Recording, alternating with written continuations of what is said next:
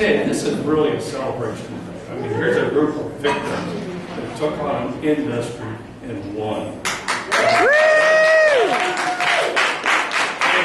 And from a historic standpoint, there's a lot of history in this room that you're not aware of. So I want to talk about that. First of all, International Cruise Victims is a group you don't want to join. You don't want to qualify for our membership. But if you do, we're there. And the story of the cruise line industry, there's one guy back in 1999 did a series of articles in the New York Times, the first series of articles ever on the cruise lines, exposing them. That gentleman is standing right there, Doug Frames. Wow. And Doug is a legend in this area. So, in this room, anyway. So, after 2006, I think Doug was assigned to Istanbul by the New York Times. And then he kind of disappeared. So I asked one day somebody, I said, whatever happened to Doug Frames?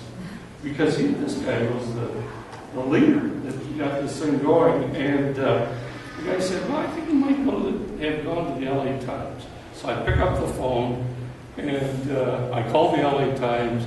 A guy named Doug Frames answers the phone, which is amazing. I tell him the story that I've got. And he said, Ken, do you know what my job is? I said, no. He said, I'm the managing editor of all news for the LA Times. And immediately assigned Kimi Hoshima, that we still work with. And I'll have to tell you this. First of all, she sends her best regards.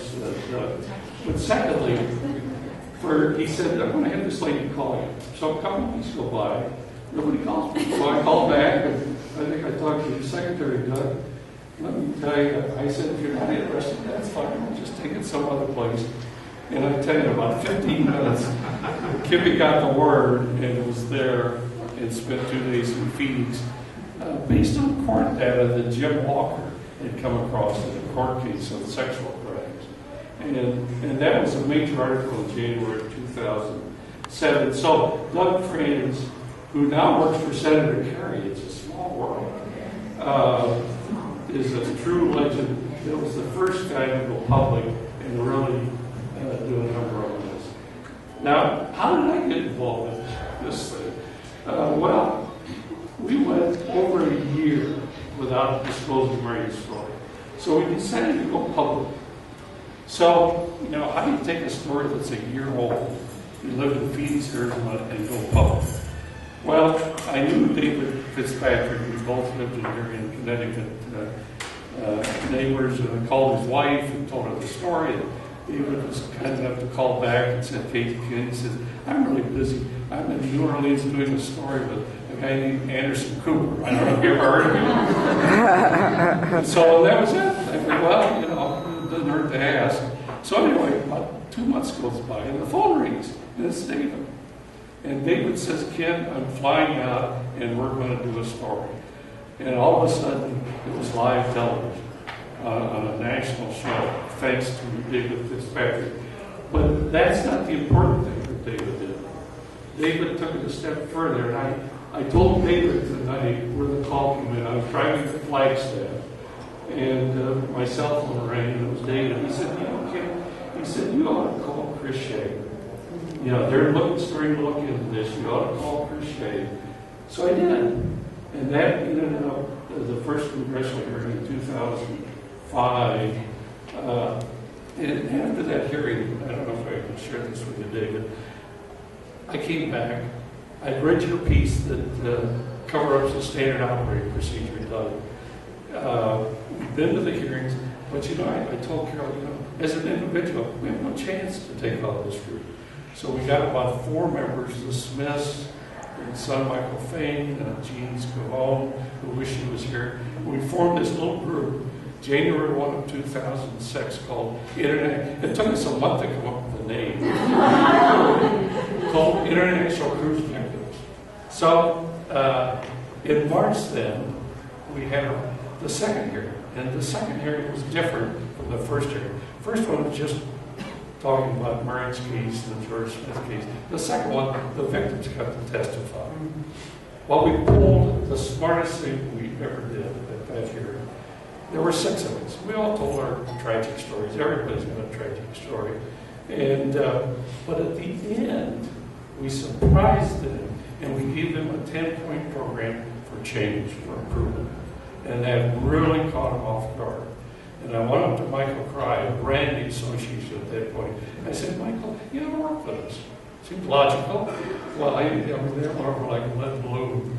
And so anyway, Dave was the guy that got us there, and then we got into hearings. Well, as times changed, Chris Shea was defeated, and there's a little woman in California, because of the issue, who picked up the ball and ran with it.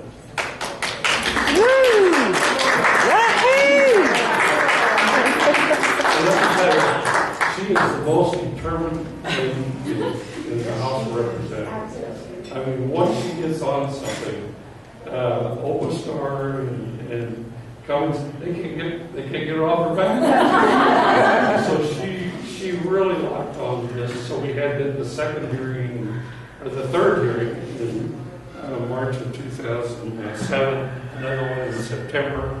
And I just want to say, Doris, we can't tell you how much we appreciate what you've done. Do you want to say something at this point? I'd love to, yeah. Oh, good. Yay.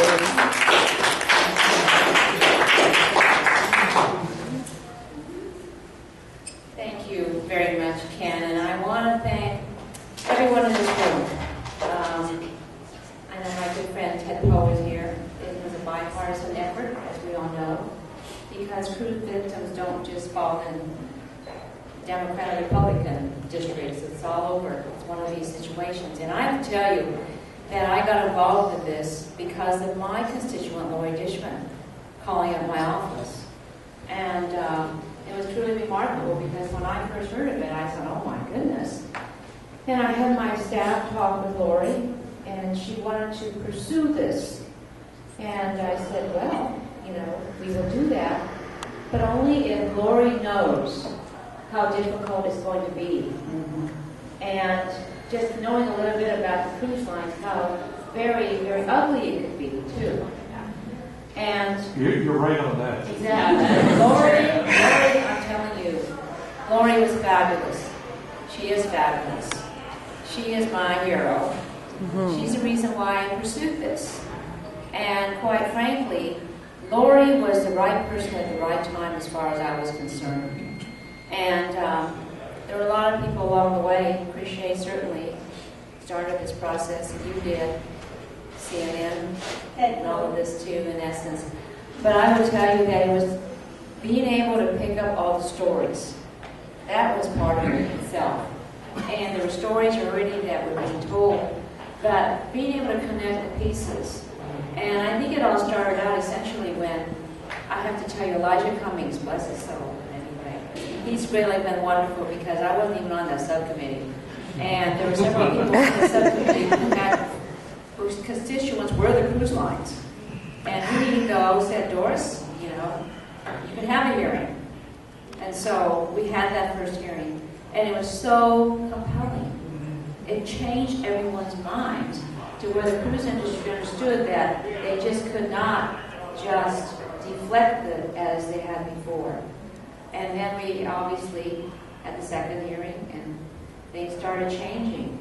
But we knew it was going to be a long battle. We knew that. But we had a lot of support in the House. And in the Senate, Senator Kerry certainly picked it up, and I'm grateful for that.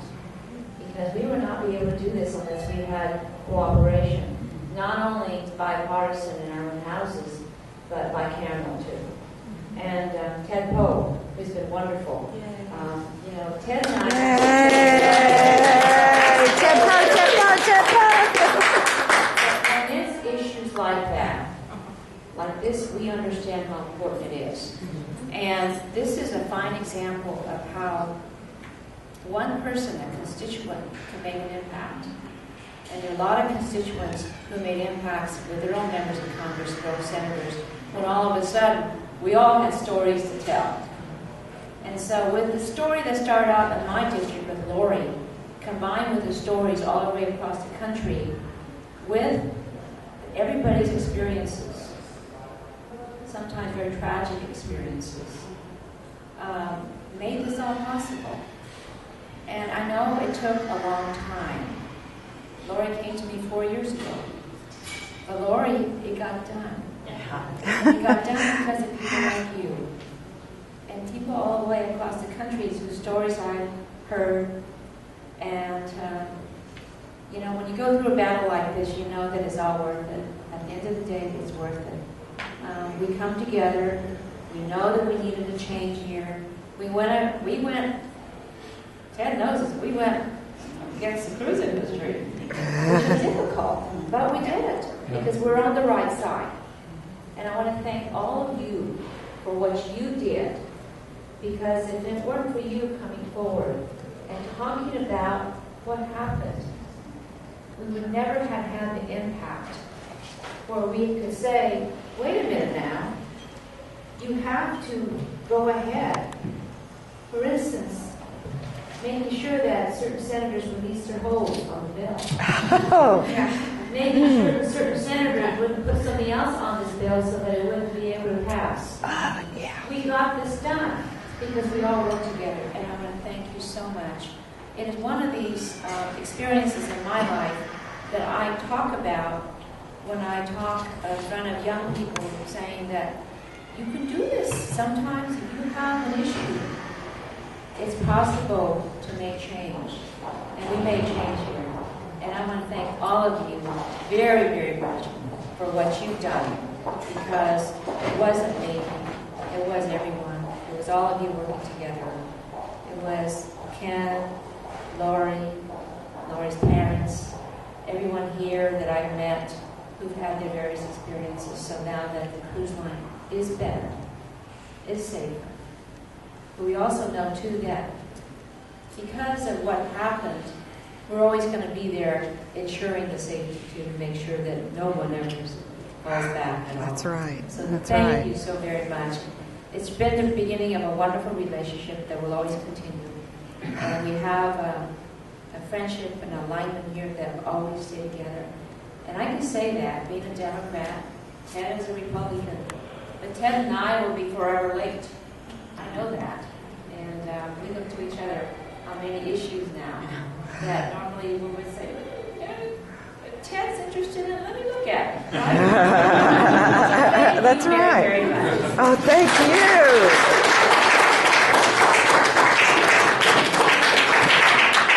Ted, you want to say anything? Of course he does. Well, it's all been said, but not everybody said it. So I'll say it. But thank you very much for being here.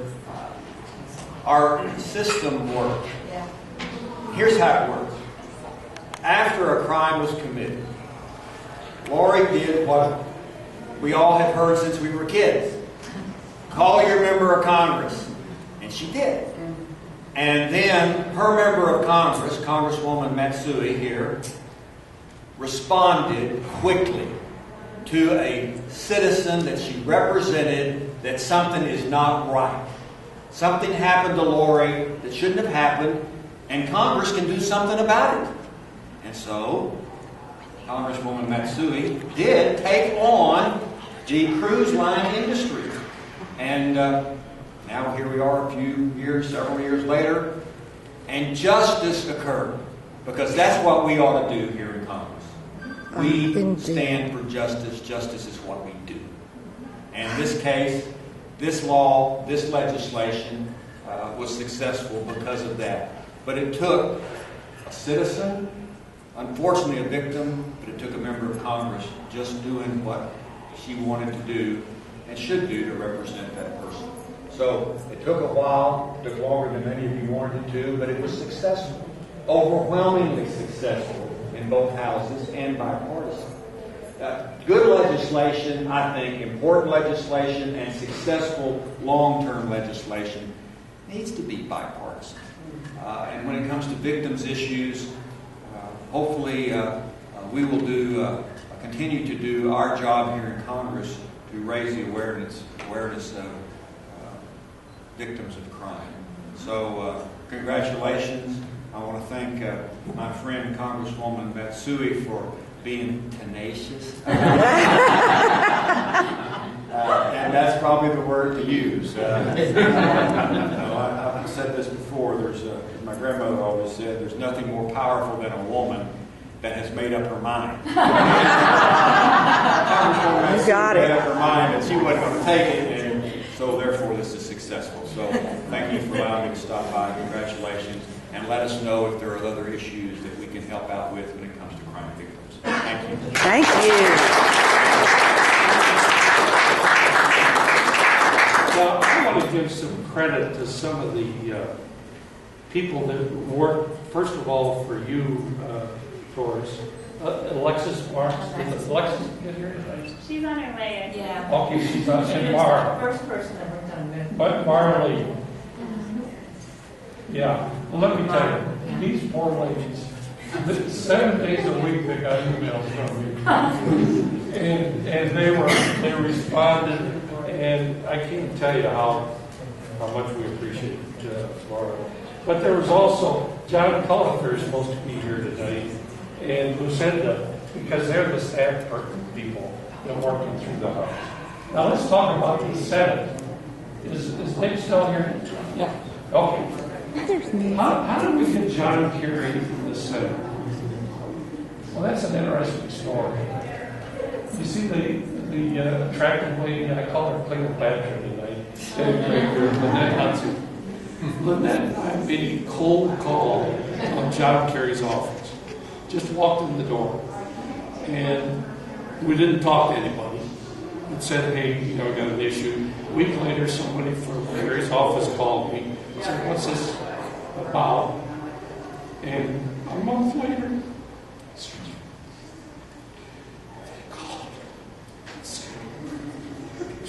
legislation, and it's going to be passed. And John Kerry took this into the Senate by himself. And Dabney, is Dabney here tonight? Well, Dabney Hanks said there's only one guy in the Senate that would take on the cruise line industry, and that was John Kerry. And I just can't tell you how much we appreciate it. Because unfortunately, good or bad, there's two houses we have to deal with, the House and the Senate. So Doris led the charge of the Senate House, and John Kerry did the Senate. But I want to compliment Nick. Is Brian here? I don't see him. Brian Rice? I think he was Okay, well, Brian, they were the two staff guys that signed Carver. And I tell you, I could love the heck out of people with emails 7 days a week. And Nick always said, Kenny, don't worry about it. I called him so much and apologized. I said, don't worry about it. Well, let me tell you, the staff people in both Brian and then with Nick carried the ball, carried the book for me. But we also had some staff people on the Senate Commerce Committee that were really helpful. Is Dabney here by chance? I think they. Okay, well, Dabney on the Commerce Committee really led the charge on a very difficult assignment. But we also had, now we have Dan Isley, who's taken that job over, who was very supportive. But we also had Ann Binkelman with the Ranking Committee side, and Todd Ferguson, that both joined us from the other side to help make this work. Then we had Lee Dunn in the Senate, Senator Cage in the Council. But it took a John Kerry to take on this, just to give you an idea. In 2008 and 2009, this industry spent $11 million just for professional lobbies here in Washington. I don't think we've spent $6,000 in total because we don't have it, So we took on, a giant with nobody. and we've both faced a lot of people. The last group I want to thank are the ICB members. There's some that are not here tonight because they do jobs daily for ICB, post stories, but some of them are here tonight. And Emily Ball, who lost her cousin, Lori Dishman, Lynette Hudson, lost her father, Linda and Lisa Sanford, who lost their mother, and Jamie Barnett, who lost her daughter. And I want to ask Jamie to come up and say a couple words about who